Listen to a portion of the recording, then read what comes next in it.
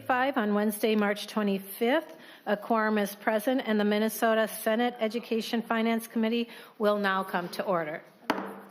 Today, we are going to hear a presentation from the Department of Education on the implementation of the READ Act, and then we will also hear Senate Files 3186, 4344, and 4282.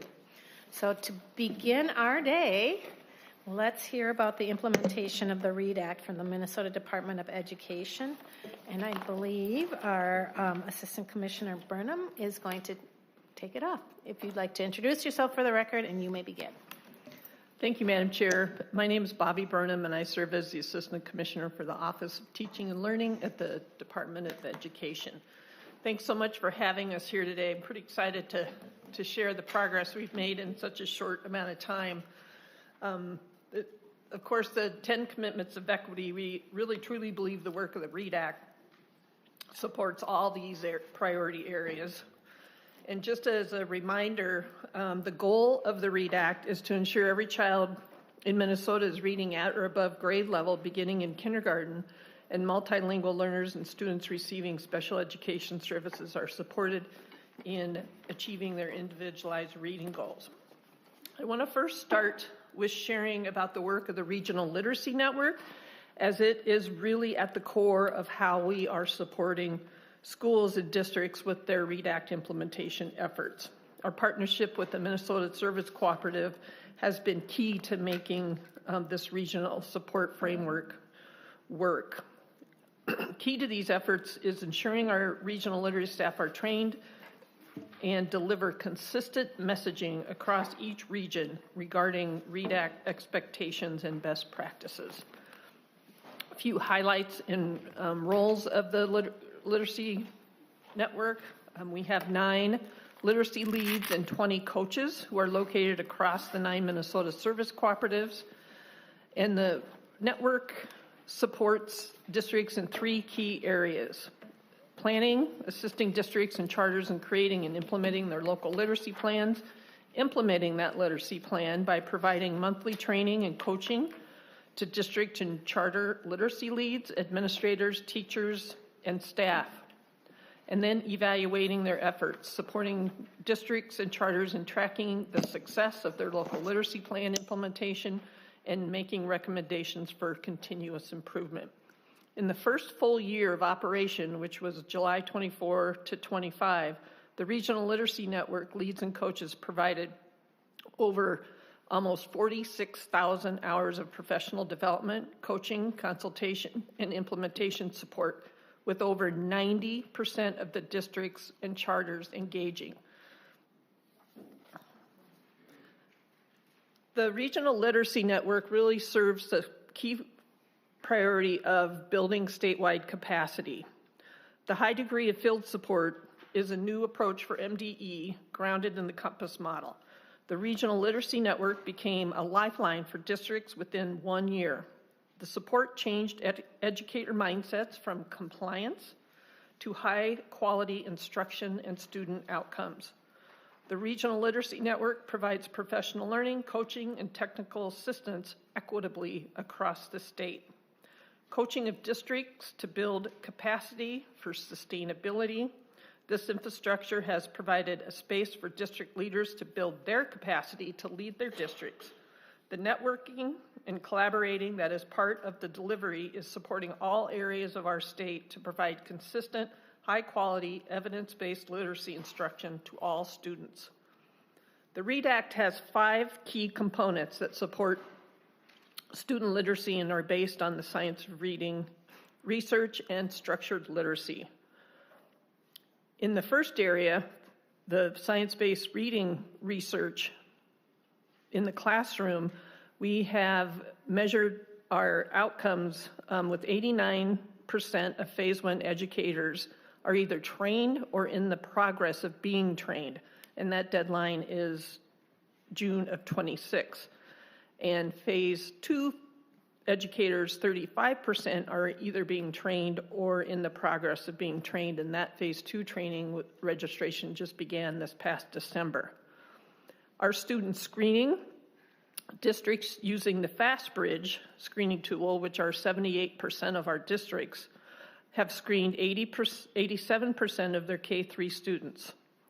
And 99.9% of districts and charters are using an approved screener. In the curriculum area, 70% of districts are using a curriculum aligned to the science of reading, research base. And in reading intervention, the initial list of reviewed intervention materials was completed this past November, and the data will be included in this upcoming 2026 local literacy plan submission. At the moment, we're providing training and technical assistance on those interventions. And then the local literacy plans. 99.9% of districts submitting a local literacy plan and have a local literacy lead. This just gives Assistant Commissioner, I have a quick question. And members, if you have like a quick question on a specific page, I'm happy to hear that question. I just have a question on the training, science of reading in the classroom, and it's great to see that that high number of Phase 1 teachers are trained or in progress, but then there's only 35% of Phase 2 educators. Would you remind us, is there this Phase 2 educators, is that a subgroup of educators? And then if they don't meet that deadline for being trained, are there any consequences or what happens then? Madam Chair, thank you for the question. So Phase 2 teachers are those middle school and high school teachers who engage in English language arts instruction, as well as the specialty areas, special ed and multilingual learners. So it is a subset. Many Phase 2 teachers actually took Phase 1 training. So that 35% is a bit misleading, but since we started the Phase 2 registration this past December, that's where that 35% have come in and are being trained. And they actually have till June 30th of 2027. So they have an additional year over Phase 1 teachers. Good to know. Senator Maye Quade. Thank you, Madam Chair. And just to the last part of your question, there's no consequences if folks don't have finished it. I think there's in the licensure renewal, we have put into law time periods where licensed teachers need to have completed the training, and any good faith effort to have started or completed is sufficient. So this isn't meant to be punitive, it's just meant to be instructive. Excellent. All right, if you'd like to continue then. Thank you. Thank you, Madam Chair. Also on that last question, the Commissioner does have the discretion of granting extensions in certain circumstances. So this next slide just gives kind of an overall visual of the legislative mandates. We've made tremendous progress in these past 2 years, meeting all of our legislative goals and timelines. We have learned a lot along the way and have been able to adjust to meet the needs we hear from districts and our regional literacy network staff.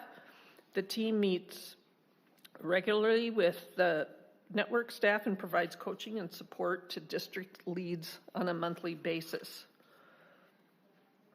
Now, these next slides show the progression of the work since the READ Act passed in 2023, and I'm just going to highlight a few things. On this first slide, you can see that the number of educators currently registered for training in Phase 1 are 30,000 and Phase 2 are 2,200. And then just kind of a repeat of the number of educators who have actually been trained. And then the regional literacy network training this current year, the paraprofessionals that have taken training is over 4,800. And particularly what's important is we have trained 624 to train the trainers in that paraprofessional / kind of volunteer model. So we are building local capacity to provide this training as well. Some highlights this past year, or this current year, is again to provide that paraprofessional training through the network and provide training to hire education institutes. We had a new cohort beginning in January of 25 of, I believe, 35 higher ed instructors and educators taking letters, and we are beginning to develop a school leader training, and like I mentioned, we began registration for phase 2.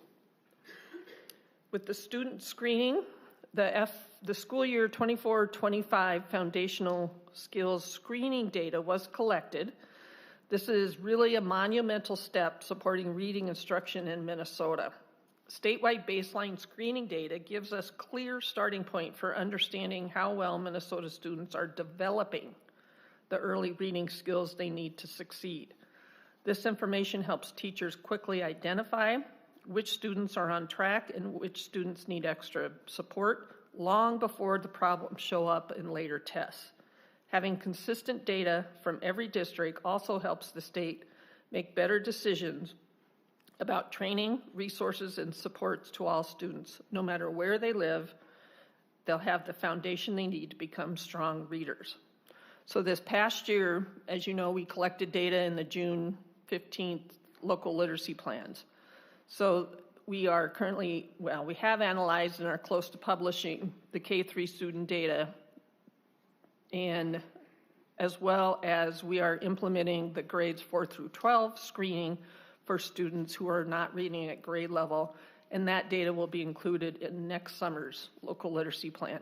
And as well as we are training and implementing an oral language screener in early adopter schools.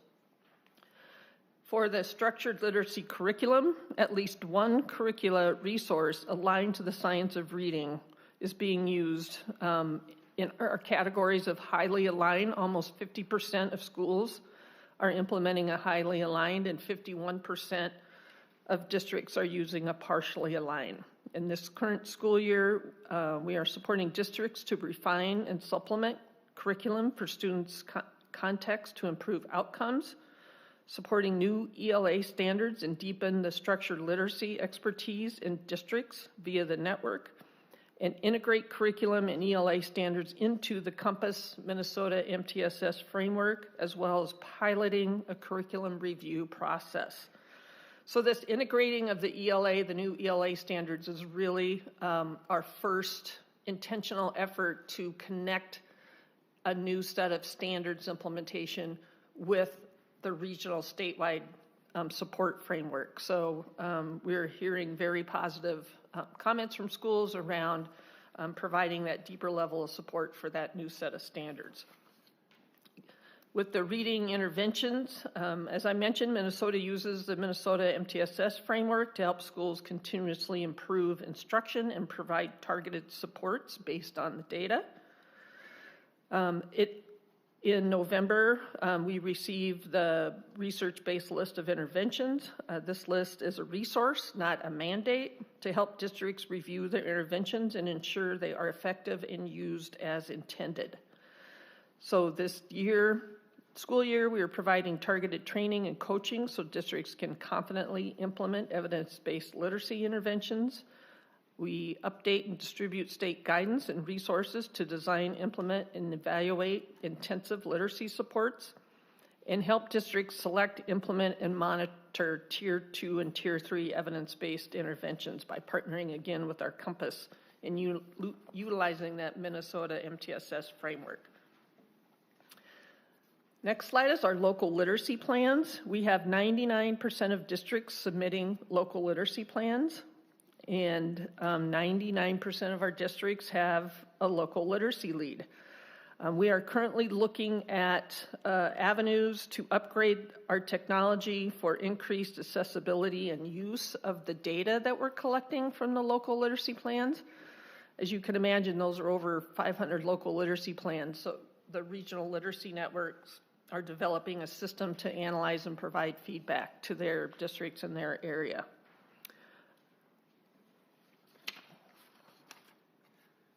So just to kind of set or send the message around the use, the expectations around the READ Act and the impact that they may have on the MCA scores.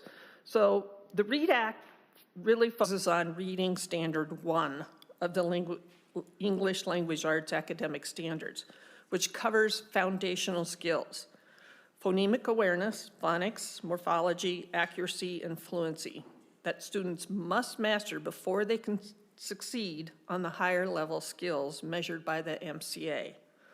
The MCA does not assess foundational skills because testing begins in 3rd grade. So the READ Act requires universal screening 3 times a year to identify early strengths and gaps in these critical foundational areas. These screenings give teachers actionable, real-time information they cannot get from the MCA, allowing them to provide targeted instruction and support. Together, the READ Act screening and the MCA results could offer a comprehensive picture of student reading development from foundational skills to advanced comprehension, strengthening Minnesota's ability to support literacy growth statewide.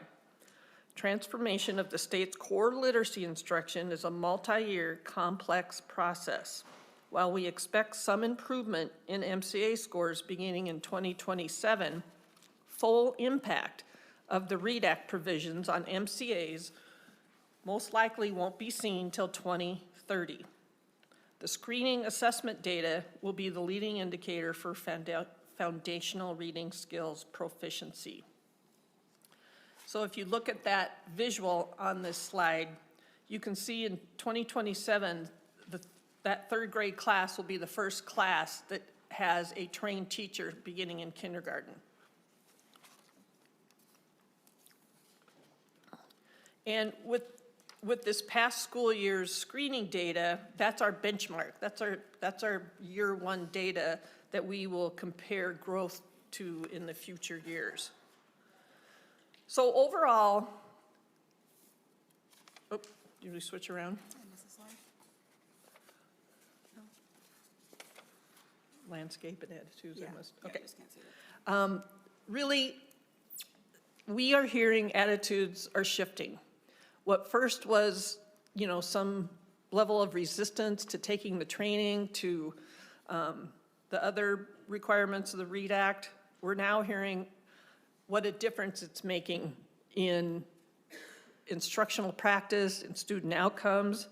So the shift to implementation and application of evidence-based structured literacy practices is going to support sustainability and maintaining the current practices teachers have learned, as long as we provide the ongoing support and coaching to those teachers over the years. So you can see on this slide, as educators finish the required training, we are now, as a support system, focused on helping schools put those reading practices into action and sustain them over years. The coaching and technical support we're providing through the Literacy Network is key. The tools to collect data on implementation of the 2020 ELA standards, structured literacy and culturally responsive practices are also in development. And like I said, we have worked hard to embed the support for the new ELA standards with our support via the Regional Literacy Network and our Compass partnership. An area that we've really made strong strides in is our partnership with the institutions of higher ed and their work to align course syllabi and coursework aligned to structured literacy. So 89%, so that's 118 out of 133 of these programs have demonstrated Pellsby's reading standards and passed the reading audit. Educators who successfully complete one of these programs will receive a waiver to the professional development required in the READ Act. Several higher ed programs have begun literacy lab practicums to give teacher prep candidates authentic experiences delivering evidence-based interventions to students who exhibit reading difficulties or characteristics of dyslexia. Currently, there are 35 higher ed instructors participating in a LETRS cohort. A couple areas that there's just continuous and ongoing work is our support, building support structure for Multilingual learners, we posted and have interviewed for a multilingual literacy specialist and hope to have that person hired here in the next 30 days. We continue to meet with our deaf and hard of hearing working group as they continue to provide guidance to us on screening, curricular resources, and professional development. And then we have the Dual Language Immersion Advisory Committee, which kicked off in January, and they have prioritized screening as their first topic to develop guidance on. Now, a major comprehensive literacy reform effort that is statewide doesn't go without concerns or a few barriers arising. So some of the concerns that we have heard, from school board administrators and educators, of course, are, the mandates initially in the READ Act. And as the couple of years have gone by, the stories and pockets of positive data are translating into widespread belief and lasting change. Educators will not be going back to their old practices. And this is feedback we're hearing from schools and from teachers. And then, like I just mentioned, teacher prep programs are updating the reading instruction curriculum, fundamentally altering literacy instruction across the state for the long term. We are also deepening our areas of support for middle school and high school teachers. We have designed a secondary workshop series that focuses on use of data. Like I mentioned, the Phase 2 professional learning registration began in December. We have another secondary literacy series that focuses on grades 4 through 12 dyslexia. We have community of practice for the district literacy lead and presenting at conferences and the Compass Summer Institute sessions this summer will focus on secondary as well. And we're really hearing positive feedback from districts on the CAPD Read Basic screener that's being offered to those middle and high school students that are not reading at grade level. And then, of course, the English Language Arts Leaders Network, who have helped us design professional learning opportunities for implementation of the new standards. Again, in partnership with our Compass system and our Compass partners, we are working with them, the Compass team, to support identified schools. So schools identified for support in literacy under the North Star Accountability System receive connected implementation support through Compass, which has our continuous improvement staff, as well as the regional literacy network coaches. The goal is to provide additional and aligned support for evidence-based practices that are being required versus asking identified schools to do something different or additional. So literacy systems and outcomes of the READ Act. Here's some really high or impact highlights. First, early literacy is turning the corner. Multiple districts reported kindergarten proficiency above 80% after winter screening. One district implementing UFly with Fidelity noted a significant increase from 79% to 89%. And they highlighted that for the first time, they did not experience their usual fall to winter drop in proficiency. Second, we're hearing strong feedback on the value of coherence and evidence-based instruction.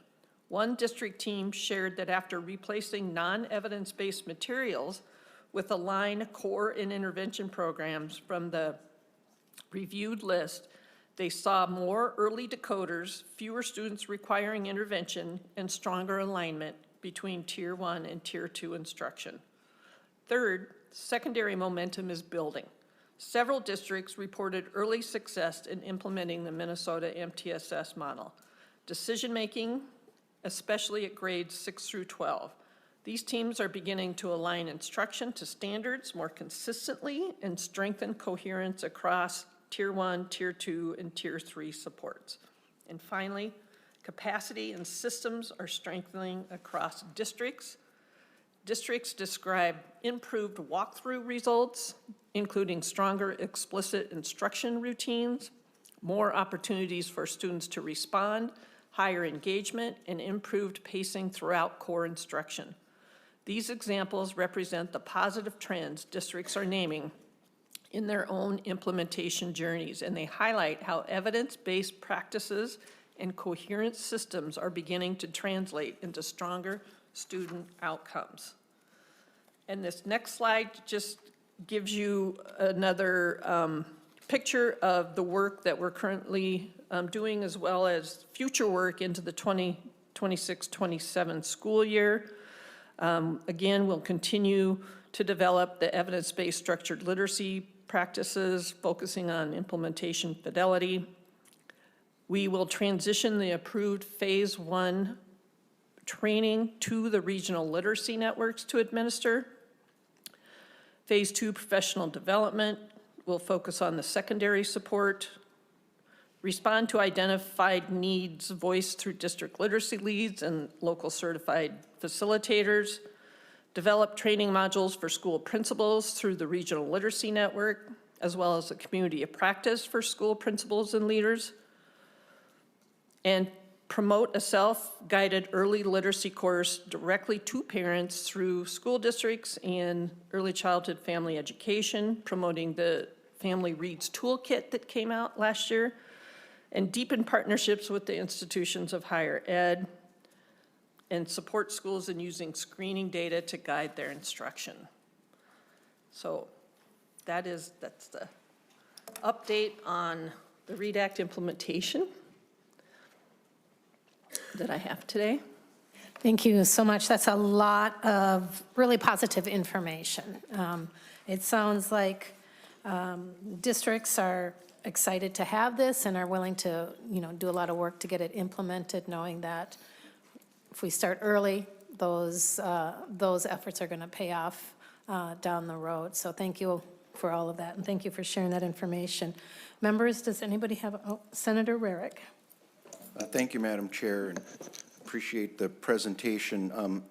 Just wondering, a concern that we have, we're making all this progress with our current teachers. Is there work that's being done with our post-secondary schools?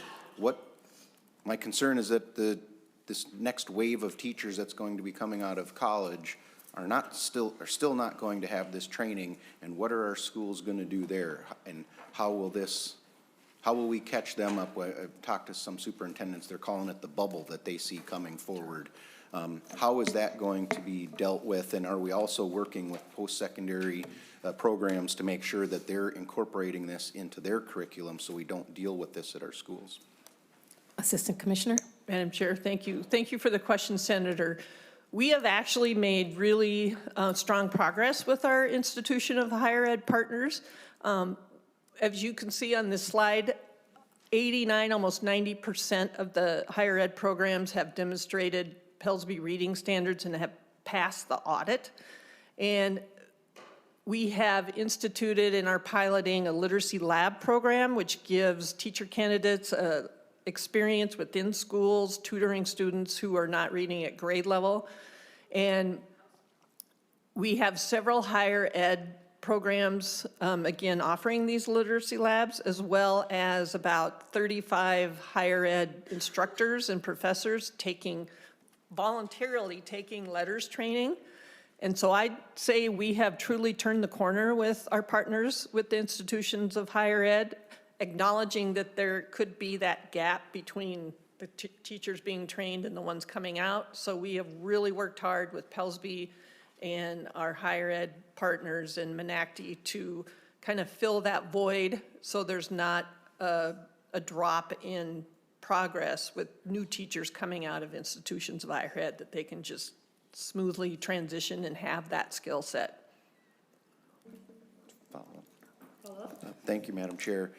So when they're, the concern, this bubble that we're talking about probably in this next do you envision that this is going to cover the next year or two, maybe 3 are going to be incorporated, or is this something that we're getting, but as we talked, the term that was used, this bubble, do you envision that that's going to potentially be there? Or do you believe this means we'll actually be covered and our schools are going to be getting folks in who have this training?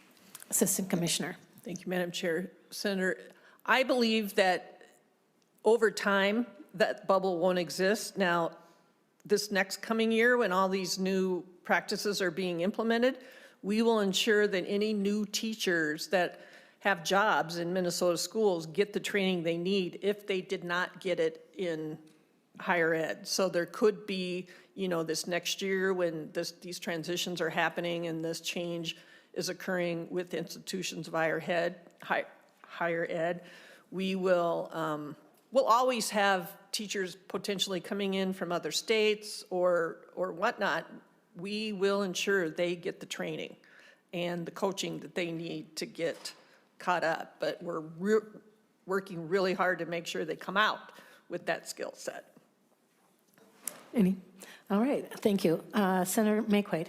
Thank you, Madam Chair. And just to kind of bolster what Assistant Commissioner Burnham was talking about. So the few things that we have put into practice. So I believe as of June 2026, all higher ed teacher prep programs in the state of Minnesota will be aligned to READ Act standards. And so what you'll see in this year's READ Act is language that says if a candidate for licensure started teacher prep in June 2026 or after, they won't have to go through the training automatically.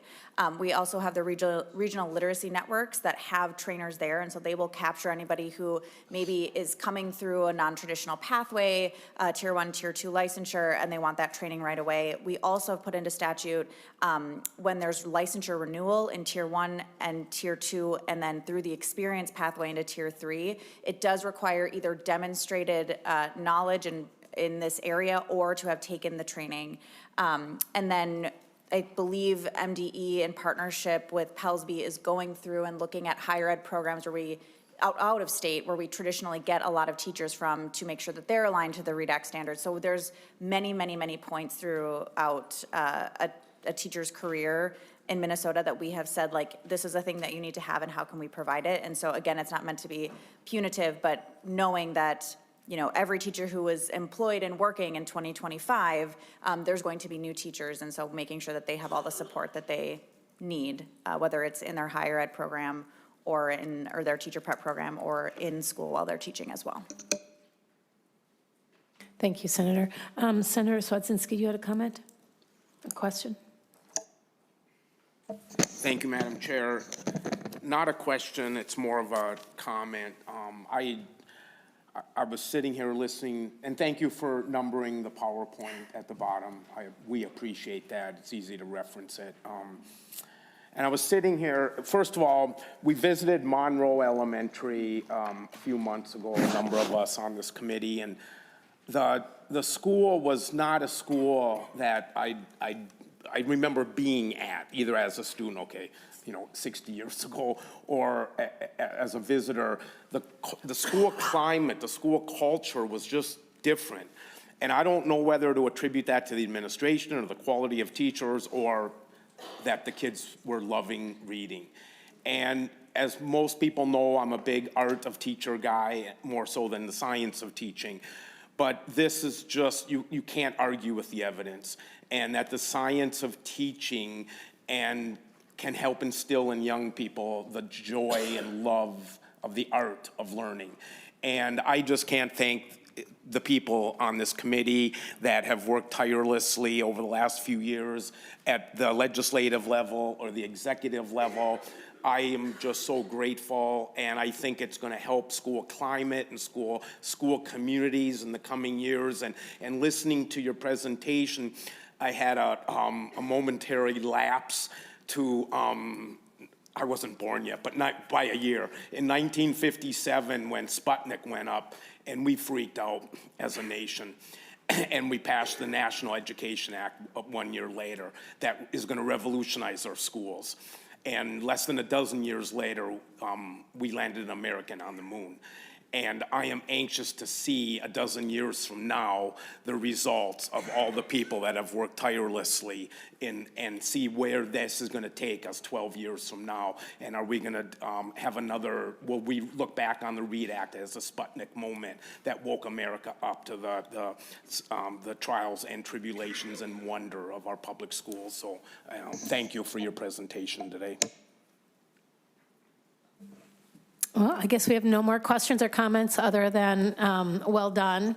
It's really impressive how this got rolled out so well, and then how the schools have embraced it. And so, yes, thank you to all the legislator and all those folks that worked so hard to make this a success. And we, too, are looking forward to seeing more and more positive results. So, great.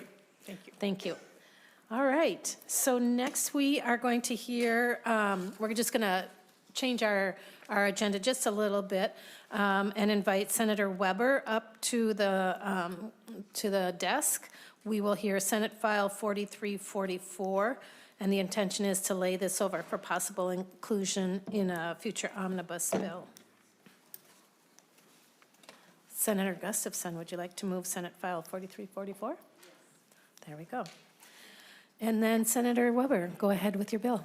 Thank you, Madam Chair and members. And I believe Loy Wilbur, the superintendent, is online. Yes, okay, thank you. Yes, Senate File 4344 is a simple bill that authorizes a request or a transfer from the Early Childhood Family Education Reserve balance in the Community Service Fund to its undesignated balance in the General Fund. The primary purpose for this would be to use this money to underwrite the deficit that is showing up in the preschool fund of this particular school district, the Ivanhoe School District in my Senate district. And I think that Superintendent Wilbur, sorry, Superintendent, didn't mean to demote you, has the numbers as far as what its balances are. And at this point, I would turn it over to him and then stand for questions. Thank you, Senator. Superintendent Wilbur, if you would like to join us online, state your name and you may begin. Well, good morning. My name is Loy Wilbur. This is my 25th year as superintendent of the Westbrook Walnut Grove School District.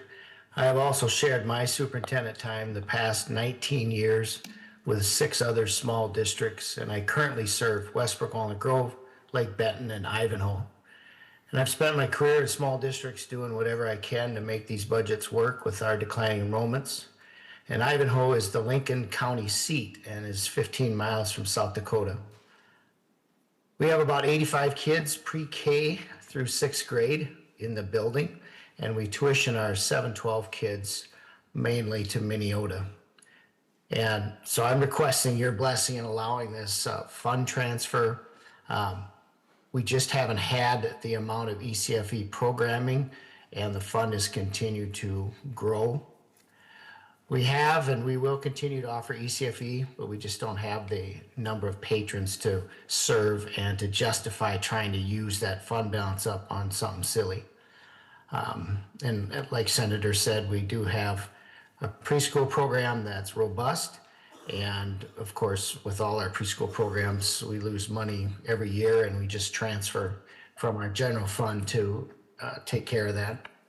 Right now in our ECFE fund, we're June 30th of 25, we had 68,800 in there. And this coming June 30th, we will be up around $90,000 in that fund. And so far this year, we spent $2,000, and we'll probably spend another $1,500. So this is what we're able to offer, and we're just not able to utilize that money. Our preschool, we are now about $60,000 in deficit. Every once in a while, we will, when the auditor wants us to transfer that out, we will take general fund money and bring it back to zero again.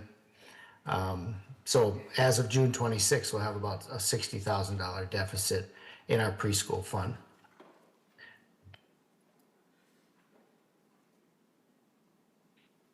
Thank you for sharing that with us. Members, any questions? Superintendent, I do have a couple of questions. In your ECFE program, how many would you say annually, what would the annual enrollment look like? We have this year with families that have signed on, we have about anywhere from 9 to 17 people that attend Okay, per month. per month. Okay, thank you. And then in your preschool program, how many students would you say you have enrolled? I would say we have ranged, this is I think it's my 5th year there, sharing, and we have anywhere from 9 to 16 kids in a class, Okay, which is the 3-year-olds and then the 4-year-olds. 4-year-olds are 3 days a week and 3-year-olds are 2 days a week. okay, great. Thank you. Thank you for that. Any other questions or comments? All right. Well, thank you, Superintendent, for zooming in with us today, and thank you, Senator Weber, for bringing this forward. We will lay this over for possible inclusion in our future omnibus bill. Thank you so much. Thank you. Yep. Thank you. Yep, have a good day. All right, now we will jump back to Senate File 3186, Senator Maye Quade. If you would, and she is.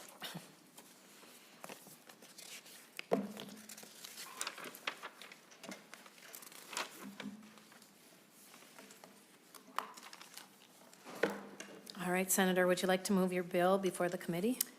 Yes, Madam Chair, and if I can move the A3 amendment. Okay.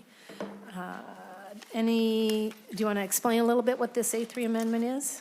Yes, Madam Chair, it just puts the numbers in. Okay. Members, any questions? All those in favor of the A3 amendment, please say aye. Aye. Any opposed? Seeing none, the amendment is adopted. And Senator Maye Quade, to your bill. Thank you, Madam Chair, members.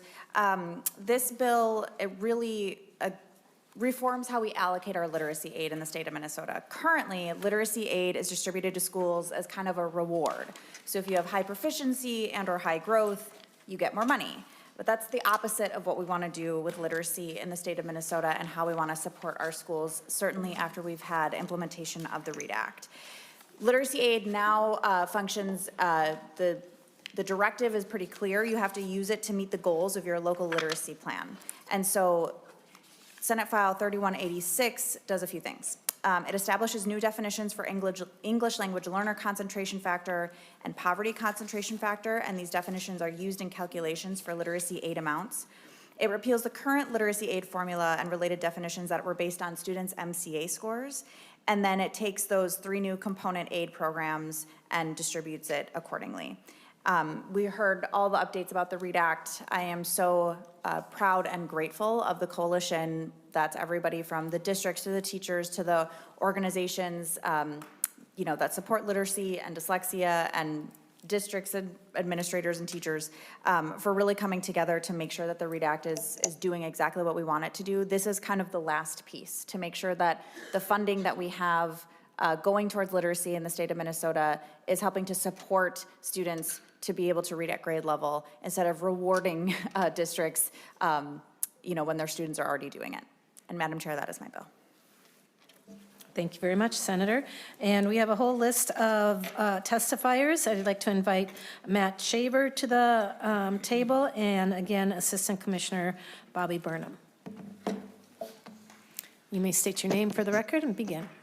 Chair Kunesh, members of the committee, good morning. My name is Matt Shaver. I'm a teacher and I'm the Senior Policy Director at Allies. We're education advocates for improving outcomes for kids. Thank you for the opportunity to speak in support of Senator Maye Quade's DE to Senate File 3186.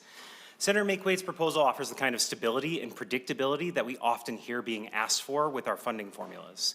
Rather than continuing to have district fortunes rise and fall on the variability of MCA scores from year to year, Senate File 3186 will make it significantly easier to budget for how many dollars in literacy aid districts can expect. It simply directs dollars to schools based on the students that attend them. Couple this with the added flexibility that schools asked for and received for the uses of literacy aid last year, and this is a win-win proposal that's much more aligned with the goals of the READ Act than the current formula. Members of this committee will likely hear the term winners and losers about this bill. And it's true. Anytime you change how an existing formula works and do so without a hold harmless, like was originally proposed and agreed to last year, some districts will see less and others will see more. However, this is a term that stifles progress and rubber stamps funding ineffective funding structures. I would ask members to consider the losers of the current funding formula are schools serving lots of students who have not achieved grade level proficiency in reading yet. The current literacy aid formula funds schools based on lack of student need because it provides more funds to schools with more proficient readers. This structure and the more than $600 million that has flowed through literacy incentive aid since 2013 has not correlated in better reading scores for students.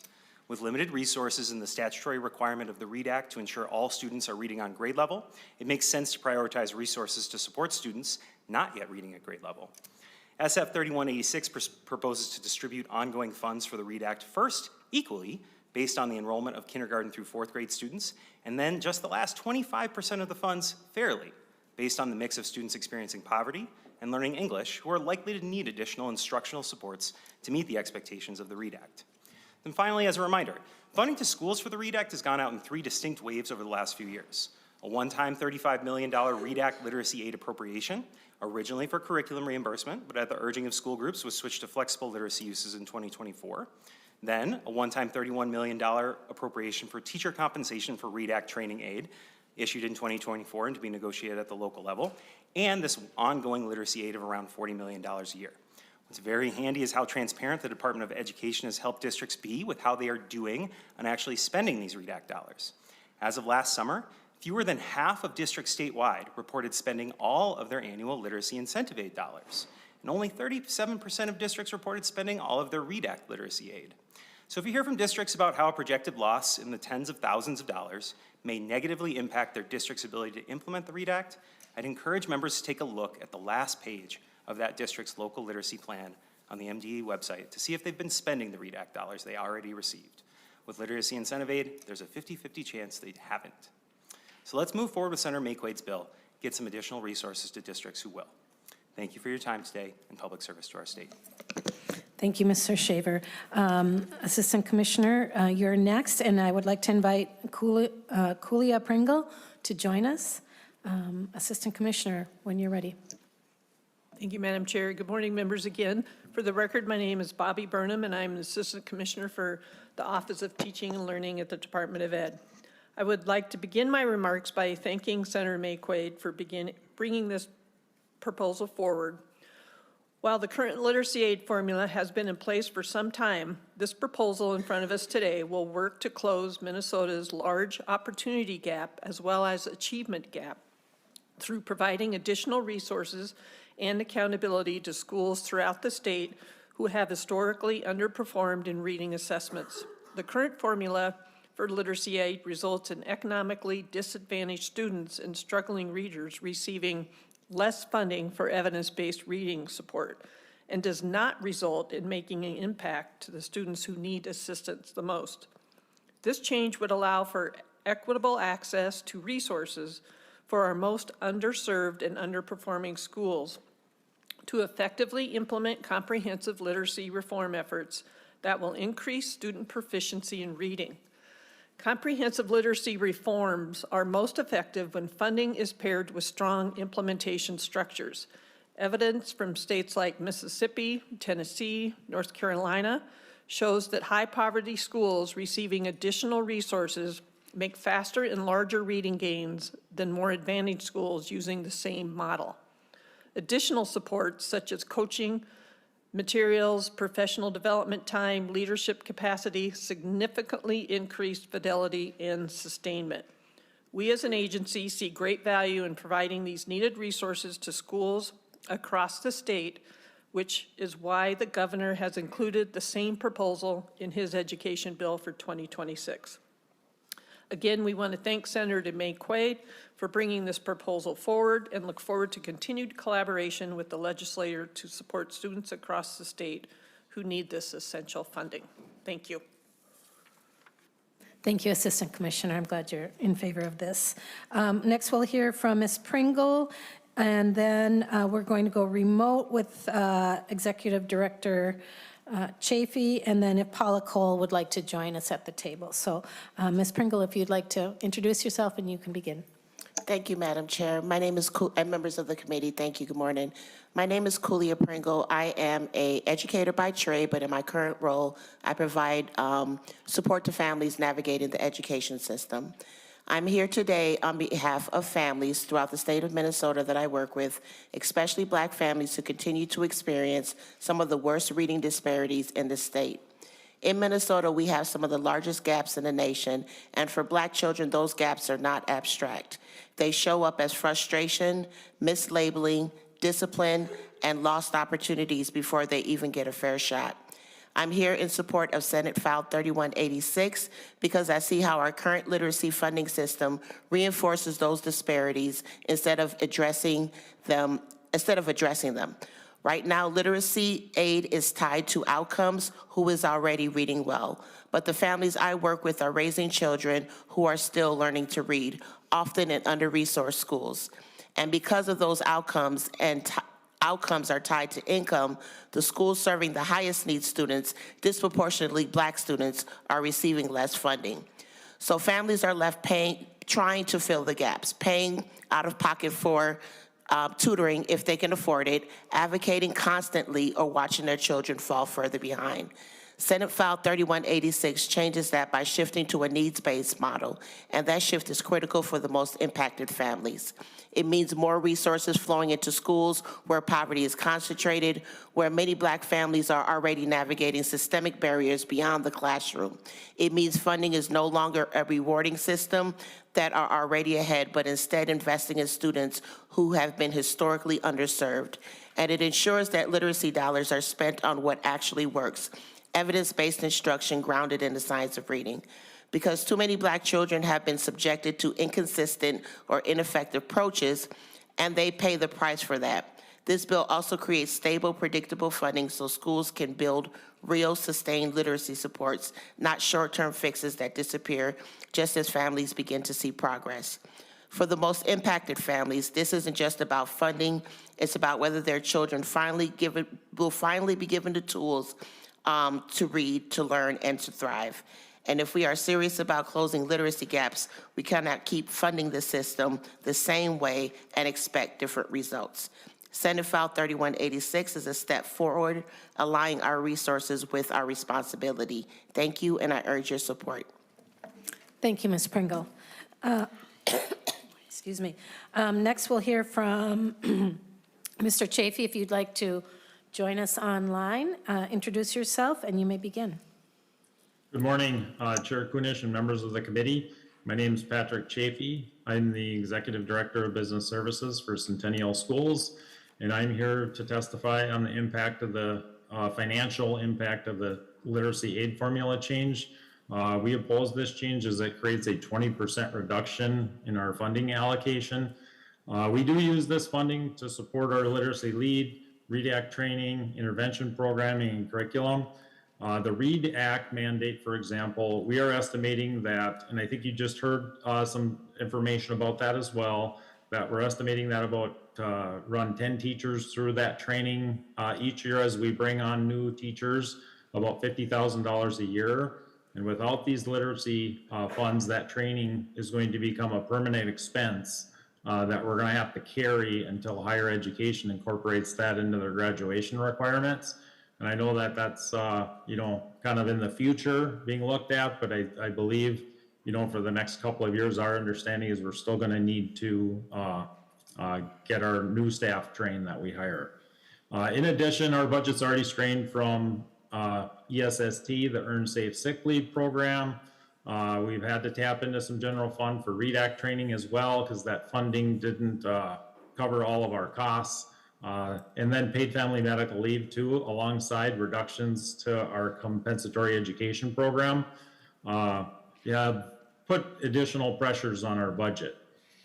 You heard that this proposal does shift the aid formula to some EL and poverty concentration factors. These factors are already used in other programs, and what we're encouraging is rather than double up using those factors in another program, that if those other programs need support, those programs should be reviewed for change. and be increased. When we looked at the quick math, it looks like about 68% of the districts are going to actually receive less funding from this change. And we're going to struggle to continue to implement the mandated literacy goals while reducing the funding to achieve those. So I ask you to oppose this bill and maintain the current formula. Thank you for the time and opportunity to testify. Thank you, Mr. Chafee. Next, we will hear from Paula Cole and then move to Superintendent Mills. And if Carrie Roby would like to join us at the table, we will continue. So Paula, Ms. Cole, if you'd like to introduce yourself. Thank you. And Paula is so okay. Thank you, Madam Chair, Vice Chair, and Senator Rarick here in leadership, to Emma for the support scheduling, all these things, and all members of the committee. Senator Maye Quade cannot say in words how grateful I am personally to see your efforts year after year and your persistence and resiliency in the face of all of this. I want to ask you all, do you remember the first time when you were a child that you recognized that you could read the signs in the street? I remember that moment very well, and I want to see every child in Minnesota experience that, but unfortunately, almost half of our kids throughout the whole state cannot say that when they are in third grade. This Senate file 3186 that Senator Maye Quade has brought forward is an important step in ensuring that very limited funds that we have in our state right now are going where is needed the most, where the highest needs are. We cannot deny. I am not saying that we should not support efforts from districts. I am a school board member from Richfield over 10 years. And at the same time, I cannot deny that the school districts that are doing very well are generally also more funded. They have more local support from their taxes. I'm not saying this is true for everyone, but it's definitely that big correlation. And what we know from Educators for Excellence members, that they are feeling so positive about the READ Act. And at the same time, they really have to change drastically the way they are used to teaching literacy. Ways that they have been doing this for decades, and all of that leads high quality coaching, and that cannot be funded if we don't have those resources. I have heard the reference about children showing the most growth in our state in 2030, but I can tell you from Richfield's side that we expect to see results by 2027, because even though we have limited resources as everyone else, we know that this initial hardcore, full force investment earlier in this process is so critical. And not all districts can do that because, again, funding. This is the time when we have to think about this. There's painful decisions that need to be made, but the more that we do earlier on, the better the long-term results are going to be. Literacy aid funding moved into this direction, can support very innovative ways within the schools, whether that's paying stipends to current teachers in the schools that are really good to support their peers. I mean, there's so much that can be done, but that cannot happen without funding. So again, let's make the memory possible for every child here in Minnesota being able to read. Let's prioritize funding where it's needed most, and not put exacerbate more inequities across our underserved communities. And thank you again, Senator, and thank you all for your leadership. Thank you, Ms. Cole. I appreciate that. Next, we're going to jump remote to Superintendent Mills. If you'd like to join us, state your name and you may begin. Good morning to all of you. Thank you, Chair Kunesh and members of the Senate Finance Committee. My name is Dr. Chris Mills. I'm currently serving as the Superintendent of Schools in Thief River Falls. This is my third year, Thief River Falls, and my 26th year as a superintendent in the state of Minnesota. I'm here to share my concerns with Senate File 3186, focus on the changes in the formula aid distribution for literacy incentive aid. Literacy incentive aid, by including or accounting for poverty in the EL population, is redirecting resources when we already have funding streams focused on those, which would be our EL funding and our compensatory funding. These are underfunded areas, but taking away funds from the program that we have currently in place is not serving the best interest of our kids. I've heard a number of the testimonies earlier in regards to trying to serve areas where students are not performing. But I would also caution that some of our districts are being successful in bringing some of those populations forward. And I would hate to see those districts going backwards because the funds are being redirected. Thief River Falls is a small regional center in northwest Minnesota. We recently passed an operating referendum that brought us out of the bottom 10% of school districts on a per pupil funding basis. We're a declining enrollment school district that's struggling to serve our diverse population. Includes around 120 Native American students, a 21% special education population, and an EL population of about 54 students that's currently being served by one EL teacher because of the way the funding, categorical funding is set up. Our staff is making great local decisions to serve our students and families based on the limited resources available. Any changes in categorical funding sources create major winners and losers, has been acknowledged. And in most cases, a number of our rural schools are impacted directly at the highest levels and the percent of funding changes. Our current compensatory statute changes is a great example of the negative impact across the state. 270 school districts across the state are being negatively impacted by the change in statute for compensatory, which it absolutely seems unacceptable. And then as we look at this practice, we would see 255 districts also being negatively impacted by the change in categorical funding. I would like to acknowledge that the amendment, A3 to the bill, softens the impact somewhat by providing a base amount for every district, but it still redistributes aid. For our district, we would lose approximately almost $19,000 in aid. Some of that is due to decline in enrollment, but a majority of it is because of the new formula. Minnesota has a history of providing limited resources for public schools, creating structures of categorical funding that limit local decision-making and the ability to serve our students and families in a proactive manner. We need to have fewer restrictions to ensure equity in each community.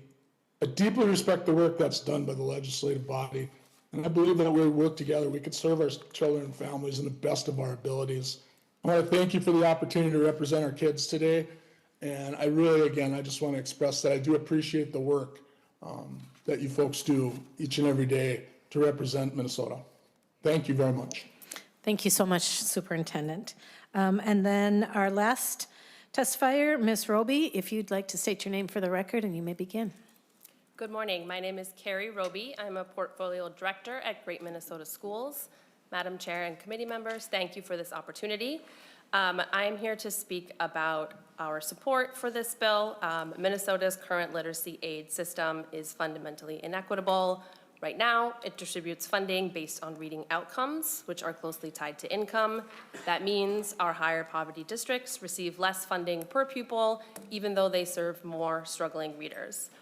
So this bill replaces the current outcome-based model with a needs-based funding approach. So if our goal is to improve literacy outcomes, then our resources must be directed towards students who need the most support. This bill also supports evidence-based instruction by requiring alignment with the science of reading. So that more equitable, stable, and effective literacy funding system is through that three-part formula. So we have that basic literacy aid, that per pupil funding that allows districts to plan long-term. Then there's also the English learner literacy aid, weighted by the concentration of multilingual learners. So our districts can increase their support where they have the most multilingual learners. And then the targeted literacy aid, weighted by student poverty levels. So again, the funds will reflect the economic needs of our students. The other piece is increasing alignment with the READ Act. So this requires the literacy aid to be used for evidence-based structured literacy practices and materials, and prohibits spending on curriculum or materials that are not aligned or are only minimally aligned. So that way it closes those loopholes that were previously allowed for funding those misaligned instructional approaches, and really strengthens the READ Act implementation and ensuring our literacy dollars are spent on targeted, effective, evidence-based instruction. So please, I encourage you to support this bill, and thank you. Thank you so much, Ms. Roby. And members, it's question time. Comments? Senator Clark. Thank you, Chair Kunesh, and thank you, Senator Maye Quade, for the bill. being that I've been here 14 months, I'm still learning. Do you know, when we initially put this together, the literacy incentive aid, what were the goals of this? Was it, help me just understand, what was the goal, the legislative intent for this, this funding stream? Senator Maye Quade. Thank you, Madam Chair and Senator Clark. That's a good question. So when it's now literacy aid, but when literacy incentive aid was put into statute, it was basically under the belief that if we incentivized schools to teach kids to read, then they would, and that the reason that they weren't teaching kids to read is because they weren't getting money for it. And so the formula essentially says if you have a lot of kids who are reading, at grade level in third grade on the MCAs, or a lot of kids who've demonstrated growth on the fourth grade, then you get more money. And so that was the belief system behind it, was that if we give schools money, they'll actually teach kids to read, and the reason they're not is because they don't get money for it. Follow up, Senator Clark. Thank you, Chair Kunesh. Thank you, Senator Maye Quade. And my reading of this is that basically that fundamental foundational goal remains in this. So thank you. Thank you. Next, we have Senator Gustafson. Thank you, Madam Chair. So looking through my notes here, and I'm wondering if somebody from the audience might be able to answer this. There was something about unspent READ Act funds. Wondering if anybody could address, what that's being used for or held on to, or just some clarity around that. I see Ms. Dozelin has joined us. If you'd like to state your name for the record, and you may begin. Thank you, Madam Chair and members of the committee. My name is Valerie Dozelin. I represent the Minnesota Association of School Administrators. I think the information that was shared with you is only partial information. I don't think Mr. Shaver told the whole story. He made some inferences that school districts are holding on to READ Act funds. The report that he referenced, school districts submitted in June 13th of 2025. It is now March 25th, so I think the story is probably very different today.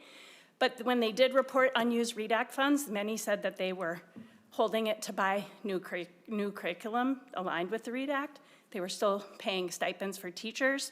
They might be investing in a new screener. I forget the exact name of it is, but it's a screener for dyslexia. So I think there's a bigger part of the story, and that districts aren't just unnecessarily holding on to READ Act funds. Thank you.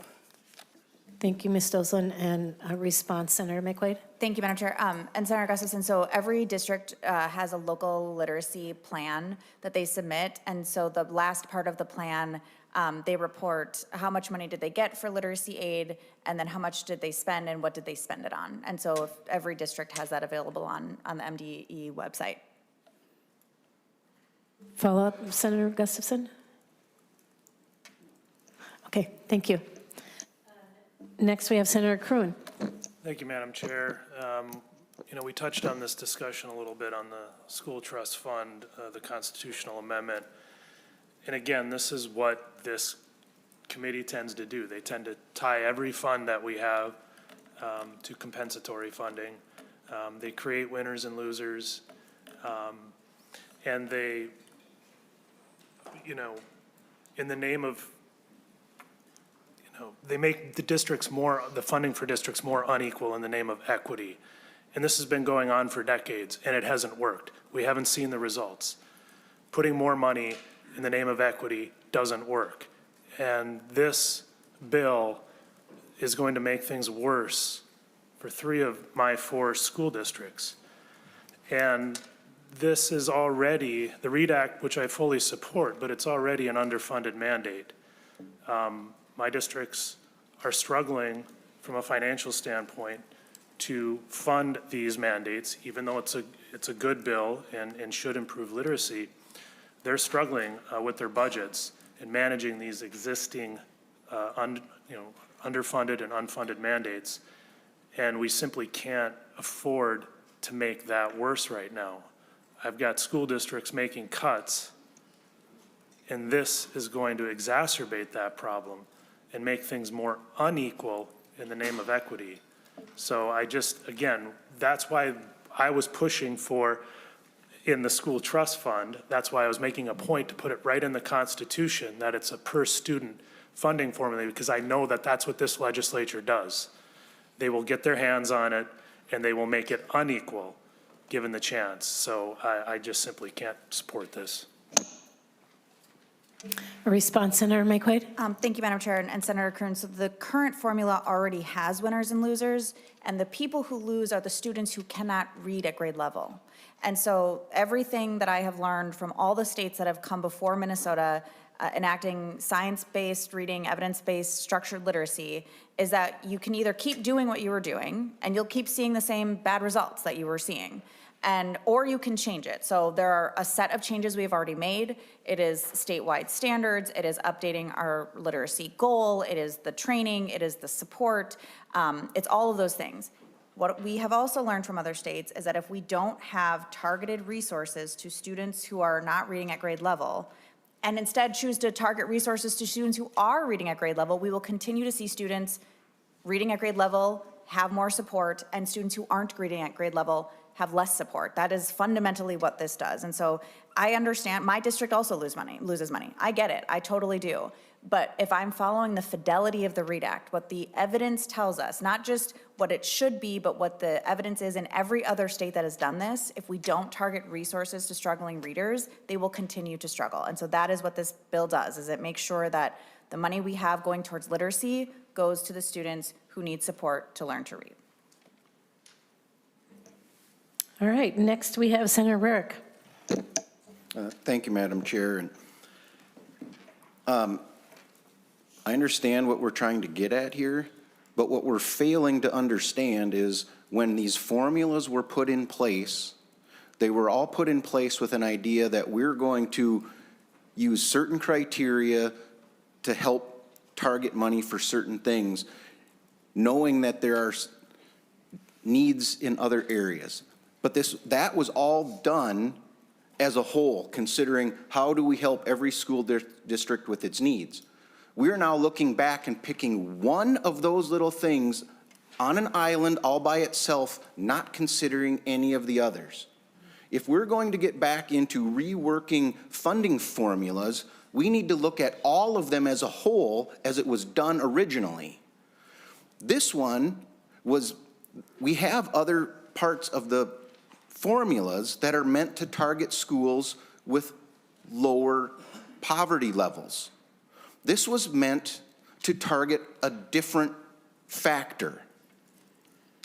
If we're going to go back and readjust this one, then we should be considering all of the other funding formulas and adjusting those factors as well to balance it all out. Looking at one all alone when these were done together is just the wrong step. I believe there is a complete reform package that must be done in education funding, but taking this one alone is actually going the exact opposite direction of what we've been talking about in this committee for the last 3 years. We see this growing disparity amongst the funding for amongst the schools when we put money on the basic formula, which drives the compensatory, and we see this growing and growing disparity between the schools that get the least amount and the schools that get the most. And what I'm seeing from the runs on this actually is growing the disparity that we've been talking about even more. So if we're going to look at and try to say, well, the literacy funding should go to the schools with lower income, then let's look back at the formulas that are going to schools with lower income and say, are we seeing the results? Are we seeing things? Or should that then be adjusted as well and make a difference? Approaching this one little formula at a time is the absolute wrong approach. We need to look at it as a whole, and if we're going to make adjustments, do it that way.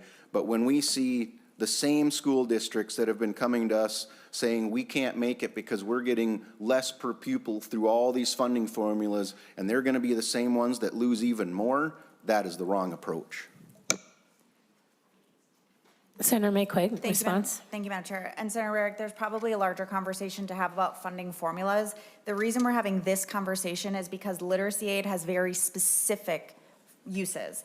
A district must use its literacy aid to meet the requirements and goals adopted in the local literacy plan under the READ Act, period.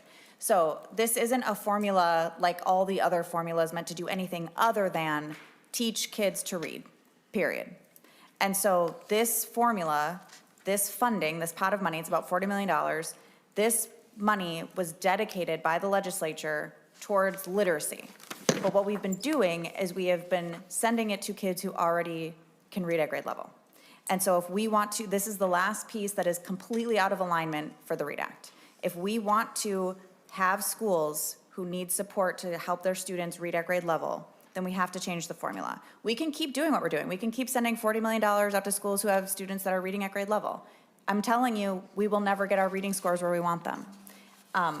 This is the last piece. And so there is no other targeted factors. The targeted factor for literacy aid is to teach kids to read and to have them be reading at grade level. That's it. And so in order to do that, we should direct the resources to the students who need support to read at grade level. That's what this bill does. Any response? Nope. Okay, Senator Lucero. Thank you, Madam Chair. I just want to confirm my understanding of the spreadsheet. So question for fiscal staff. Am I reading this correct that current law is column A, and then as I examine this, column E would be what school districts receive if this proposed law were to, or proposed bill were to become law? Mr. Arneson. Madam Chair and Senator Lucero, column A of the district run shows the actual aid amount for fiscal 26. And column E shows the proposed aid amount for fiscal 27. Does that answer your question? Okay, so that would be, so column A and E would be current law.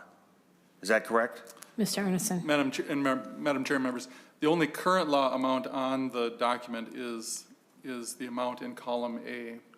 That's the amount that's essentially been published and I don't know if the official term, I don't know if it's actually certified to districts, but that's the amount computed for districts for payment in fiscal 26.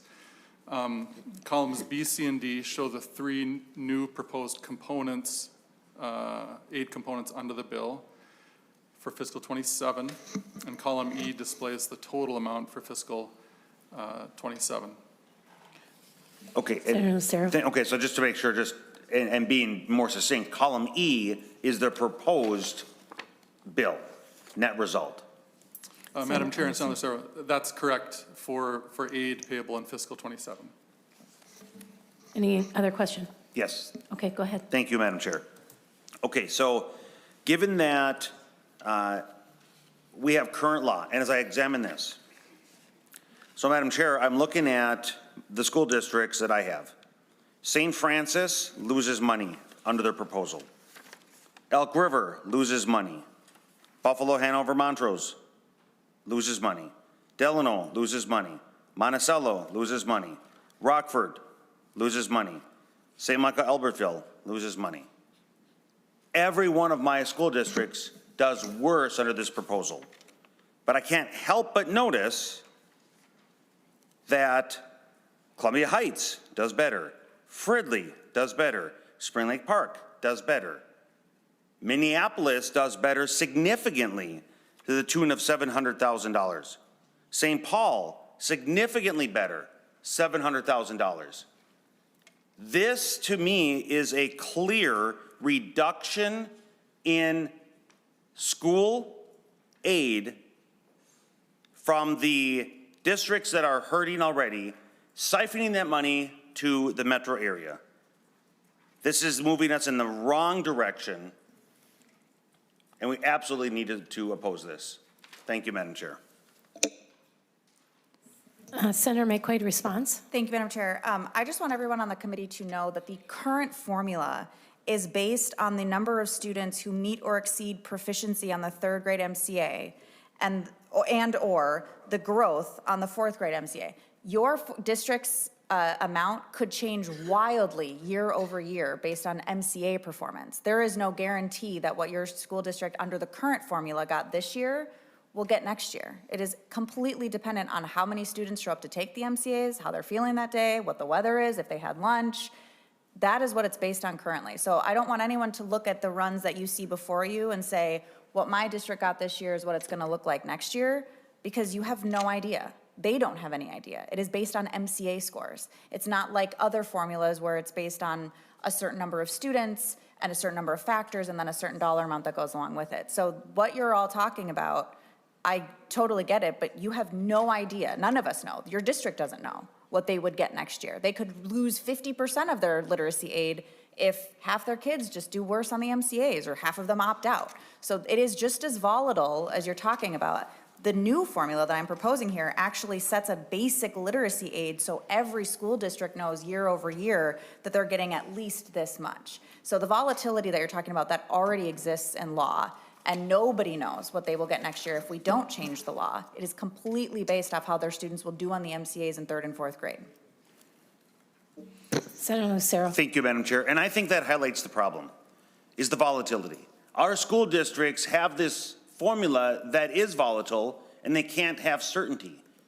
Our school districts need certainty to establish a plan, to understand long-term, or to have a long-term planning for the benefit of our students. And so this doesn't solve the certainty that our school districts need. There's only one certainty that I do see in here: a greater certainty of siphoning more dollars to the metro area to reward them. That's the certainty. So we should do, and we can do better, such as Senator Rarick just spoke about, to have certainty, to fundamentally revamp the funding formula, to have a greater equity in education across the state, to ensure that students, regardless of their background, regardless of their zip code, have maximum educational opportunities. That's the certainty that I think Minnesotans want. That's the certainty that I and many others are pushing for. Thank you, Madam Chair. And I would agree with you that we are definitely wanting that certainty, but Senator Maye Quade, 75% of this literacy aid is going to be spread out across all the schools in the state, correct? Yes. So you have that certainty right there. It's that small 25%, if I'm not mistaken, Senator Maye Quade, that's going to go to some of these schools that need a little bit of extra to get those kids over the hump. Would you say that was correct? Yes, Madam Chair. So in essence, this bill actually does create certainty for those school districts. They know exactly how much they're going to get as we go forward. So I have Senator Holstrom next. Thank you, Madam Chair. I hear a lot of conversation. What I just heard really blew my mind. A little bit extra to get us over the hump. Average 3rd, 4th grade proficiency in Minnesota for reading is 45%. 55% of our students cannot read at grade level in 3rd and 4th grade. That's not over a hump. That is a pure, complete failure of our legislature and of our education system in Minnesota. So I look at this proposal and I think, yeah, it hurts every single school in my district. My district loses almost $200,000 in funding, and I go, that's rough, but when I look at who benefits, Spring Lake Park, Columbia Heights, Minneapolis, I get really frustrated because these compensatory formulas already massively benefit these districts, and they take the extra money, they burn it, and have the worst proficiency scores in the entire state. I don't see how this is going to solve that problem, giving them $200,000 away, stealing it from children in my district to burn instead of actually benefit students across the state. I can't support this. I don't know how anybody could. Senator Clark. Thank you, Chair. And I always think it's worrisome to cherry pick. Wilmer improves, Worthington improves, St. James improves, Fairmont improves in greater Minnesota. And so I think we need to be looking at what is the end goal of this. And I'm very sympathetic to what Senator Rarick was speaking about and looking at in entirety. And I'm wanting to have that long conversation. So let's look at the full piece on what this is trying to do versus individual districts to make sure that we are getting at the goals of all of this, which is literacy aid. Thank you, Chair. Thank you, Senator Clark. Oh, Where did Senator Holmstrom go? Oh, all right. Senator Farnsworth. Thank you, Madam Chair. Thank you, Senator Maye Quade, for bringing the READ Act in 2023. So I'm trying to understand the changes in this bill because I have heard you say that, and there's been a lot of talk, so I might be misunderstanding things, that the changes are going to be based on MCA scores in 3rd and 4th grade. But looking through the Senate Council research, there's stuff about English learner literacy aid, targeted literacy aid, free and reduced meals that seems to be part of this equation. Can you just kind of dumb it down for me, explain, or maybe fiscal staff could explain exactly how this money will be allocated? Is it allocated based on English learner? Is that part of the formula? Targeted literacy aid, is it part of it allocated based on free and reduced lunch numbers in a school district? Or is it all allocated based on if your school isn't proficient in reading in 3rd and 4th grade? If you could just clear that up for me, please.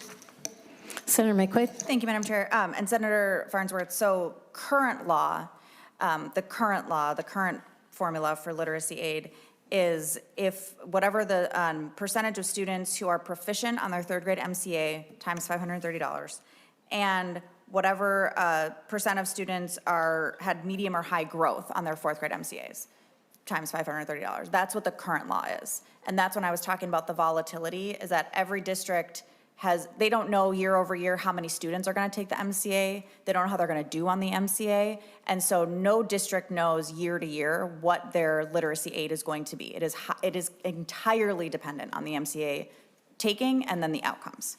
What my bill does is it takes it to, there's a basic literacy aid amount for every school. And it is just the K through 4 population, $100 per student. Then and that's, 75% of the bill goes towards stable funding like that. Then we have 25% of the bill also does stuff for English learner literacy aid and then a poverty concentration factor. And so taking away the volatility of how did your MCA scores go and how many students did they take and how'd they do, to how many K through 4 graders do you have, the ones that we're teaching how to read, and then, which is most of the money, and then a little bit of that money is poverty concentration and English language learner, which are highly correlated to reading outcomes. And so that's what the new formula would propose to do. Senator Farnsworth. Thank you, Madam Chair. So I guess my next question would be, so I understand not wanting to be volatile based on the MCAs, but if you're really concerned about districts that aren't meeting those standards, why not just do the flip-flop and say school districts that aren't proficient would get more money rather than, because these are, the English literacy and the free and reduced lunch, the poverty, that is basically what compensatory aid is based on. So when we're saying that this is similar to compensatory, that's accurate. So why not just say, hey, the schools that are struggling on the MCAs, they'll get more money, because based on the testimony of some of the testifiers, they're saying that often, they do worse in often under-resourced schools, or, so I guess why not just use that data and say, these are the schools where kids can't read, rather than all of these other poverty things and English learner stuff. English learners and stuff. What's your response? Thank you, Madam Chair and Senator Farnsworth. Partly because it still leaves in the volatility. And I guess we would have to, it would essentially create more volatility in the changes instead of less. I think, some districts, yes, lose money, but some of them you're looking at like $1,000 or $2,000. When you take out, when you take out the MCAs from it, you leave it less to the volatility of the year of how many students took the test and how they do. You could have a district where you have all of your great readers opt out, or all of your struggling readers opt out of the MCAs for whatever reasons, and then it looks like your school's doing really well, but you need the money because your struggling readers actually opted out. So I think taking the MCAs out of it and basing it on the actual students who are in the building and then the corollaries to that we know for reading outcomes is actually a more stable way to fund literacy aid. Senator Farnsworth. Thank you, Madam Chair. And I understand the MCA volatility. I mean, it seems like we could use FastBridge scores and have schools, I don't know that students opt out of taking the FastBridge, and that's probably a better measure. We could use that. And, but I guess overall on this bill, I'm pretty disappointed because it was one of the two things that I feel like we actually got right in 23 between this and then the special ed cross-subsidy aid that we were provided. And of course, the governor is trying to balance a budget on the back of special education. So that's disappointing, and this is disappointing. And I want to point out, this is basically just another category of compensatory aid. I mean, we can use all of the mental gymnastics that we want, but that's what this is. I need to find my information here, but I heard one of the testifiers say high poverty schools do better with more resources than high wealth schools. Another one, as I said, these schools are often under-resourced schools. But that's not really true. I mean, when you look at Minneapolis, their compensatory aid is twice the state average. The state average is about 1,000. Minneapolis gets 2,000. Anoka is at 941. St. Paul is way above the state average. So these are schools that have more resources than a lot of other school districts, and they're not making the grade. Senator Maye Quade, you said a number of times, we can keep doing what we're doing and see the same results. You're right, we can. We can continue this compensatory aid model that has failed. Minnesota is last. We are dead last with students of color reading proficiency. And after 40 years of compensatory funding to try and close that gap, it hasn't worked. And this isn't going to work. This is disappointing. I mean, I'm not even going to get into the fact that some of my schools lose. I mean, a couple of them actually gain a few $1,000s. Most of my schools lose. But the point is not which schools win or lose. The point is it doesn't work. Compensatory funding hasn't worked. This is just another line item in compensatory funding, and it's not going to work. The science of reading will work, but allocating the money this way is the wrong way to do it. So I appreciate you answering my questions. And again, thank you for bringing the READ Act. I just hope that we can stop this change. Thank you, Madam Chair. Thank you, Senator Farnsworth. Any other questions? All right. Well, with that, Senator, do you have any final closing remarks? No closing remarks, Madam Chair, but I think I would just, to Senator Farnsworth, to your point, the reason that we see the lack of reading proficiency in the state of Minnesota is because we have not been using the right literacy curriculum, the right methods to teach our kids to read.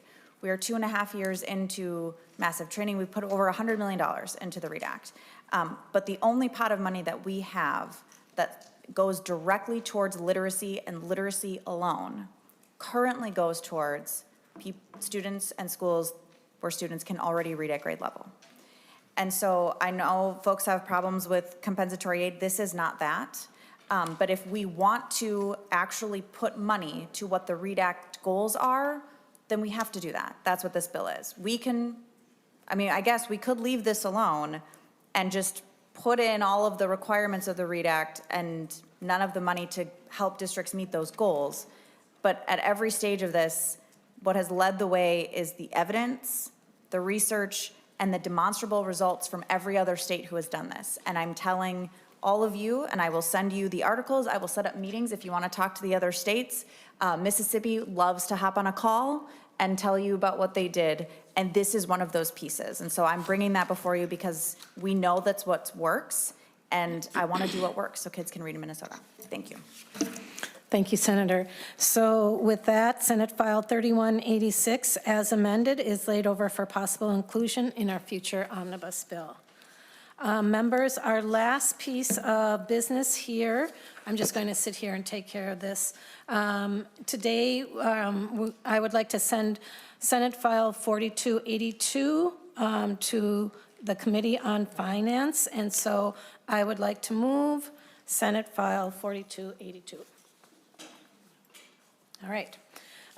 This is basically our forecast adjustment bill. It amends our, oh, go ahead. Okay. This amends our E12 education appropriations that were enacted during the 2025 legislative session for fiscal year 26 and 27 to align with the February 26 forecast. That forecast fully funds statutory formulas under current law. Forecasted appropriation adjustments are typically the result of changes in pupil counts, program participation, or actual counts. So with that, Madam Chair, I would like to suggest we pass 4282. Thank you, Senator Kunesh. Members, any questions or comments? Senator Rarick. Oh, sorry, Farnsworth. Wow, well, at least it wasn't croon this time. Thank you, Madam Chair. And I know that this is more of a technical change, but I just have a question about policy, if you'll bear with me for a minute. And possibly Senator Swedzinski could help answer this. But I know in the other body, one of the co-chairs of education has made it clear that there will be no education bill unless we opt into the this $1,700 credit. And so I'm wondering the position of the Senate on that. And the reason I think about it is, I'll use Hibbing as an example because that's always my example. So for instance, let's say that the Hibbing School District, the Hibbing School Foundation, if we opt into that, gets 1,000 donations from 1,000 people, that's $1.5 million. And then maybe they could use this for reading corps or math corps or something to help reading scores or math scores. So I'm just wondering, knowing the position of the co-chair over in the other body, I'm just wondering, has there been discussion on opting us into that, which would allow possibly millions of dollars per school district? And so I think that's maybe a bigger question, but since this is kind of going to be our omnibus, I thought it was maybe the time to ask if there's been any discussions of opting in to try and unlock those federal funds for our schools. Senator Kunesh. Senator Farnsworth, let's get this forecast bill taken care of, and then we can have that discussion. It doesn't have anything to do with the forecast bill.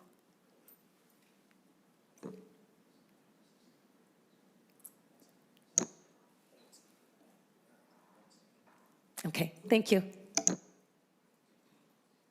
All right, thank you.